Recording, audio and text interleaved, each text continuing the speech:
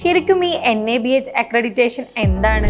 ഒരു set of parameters qualified ആയ അല്ലെങ്കിൽ ചില മാനദണ്ഡങ്ങൾ നേടിയ ഹോസ്പിറ്റലുകൾക്ക് മാത്രമേ NABH അക്രഡിറ്റേഷൻ ലഭിക്കുകയുള്ളൂ. NABH ഹോസ്പിറ്റലുകളിൽ പരിചയസമ്പന്നരും എക്സ്പേർട്ടുമായ പ്രൊഫഷണൽസിനെ കാണാം. ഒരു end to end health care service എന്നിതിനെ നമുക്ക് വിശേഷിപ്പിക്കാം. ഇൻഷുറൻസ്, ESIC പോലുള്ള പല പ്രധാന കാര്യങ്ങളും ഇവിടെ ഉപയോഗിക്കാം.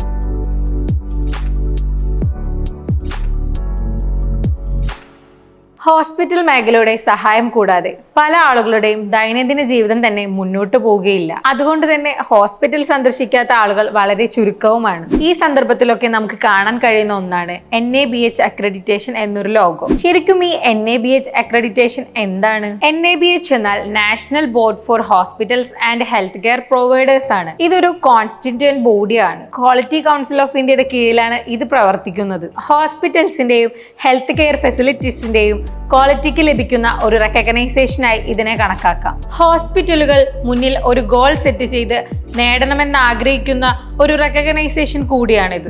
ഒരു സെറ്റ് ഓഫ് പാരാമീറ്റേഴ്സ് ക്വാളിഫൈഡ് ആയ അല്ലെങ്കിൽ ചില മാനദണ്ഡങ്ങൾ നേടിയ ഹോസ്പിറ്റലുകൾക്ക് മാത്രമേ NABH അക്രഡിറ്റേഷൻ ലഭിക്കുകയുള്ളൂ. ഹോസ്പിറ്റലിന് റെക്കഗ്നൈസേഷൻ, അവരുടെ അംഗീകാരം എന്നൊക്കെയാണെങ്കിലും ഇതിന്റെ ബെനിഫിഷ്യറി ഡയറക്ട്ലി പേഷ്യൻസിനാണ് കൂടുതലായും ലഭിക്കുന്നത്. എന്നാൽ ഇത് ഒരിക്കൽ കിട്ടിയാൽ നിലനിന്ന് പോകുന്ന ഒരു കാര്യമല്ല.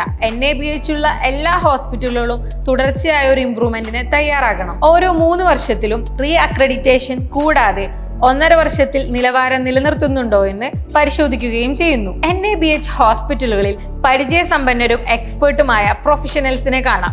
ഒരു end to end health care service എന്നിതിനെ നമുക്ക് വിശേഷിപ്പിക്കാം. രോഗികൾക്ക് മാത്രമല്ല, അവിടുത്തെ എംപ്ലോയീസിനും ഇതുകൊണ്ട് ബെനിഫിറ്റ്സ് ഉണ്ട്. ഒരു കണ്ടിന്യൂസ് ലേണിംഗ് ആൻഡ് ഇംപ്രൂവ്മെന്റിന് അവസരമൊരുക്കാൻ ഈ എൻവയോൺമെന്റ് കാരണമാകുന്നു. കൂടുതൽ റെസ്പോൺസിബിലിറ്റീസ് ആൻഡ് ലീഡർഷിപ്പ് റോൾസിൽ കഴിവ് തെളിയിക്കാനും റെലവന്റ് കാര്യങ്ങളിൽ അഭിപ്രായം വ്യക്തമാക്കാനും ഇങ്ങനെ ഒരു ടോപ്പ് ക്വാളിറ്റി ഫെസിലിറ്റിയായി NABH അക്രഡിറ്റേറ്റഡ് ഹോസ്പിറ്റലുകൾ മാറണം. ഇൻഷുറൻസ്, ESIC പോലുള്ള പല പ്രധാന കാര്യങ്ങളും ഇവിടെ ഉപയോഗിക്കാം. ബേസിക്കലി ഇത്രയേ ഉള്ളൂ. ഒരു NABH അക്രഡിറ്റേറ്റഡ് ആയിട്ടുള്ള എല്ലാ ഹോസ്പിറ്റൽസിലെ രോഗികൾക്കായാലും അവിടുത്തെ സ്റ്റുഡൻസിനായാലും അവിടെ വർക്ക് ചെയ്യുന്ന എംപ്ലോയീസിനായാലും ഇതുമൂലം നല്ല നേട്ടങ്ങൾ മാത്രമേ ലഭിക്കുകയുള്ളൂ.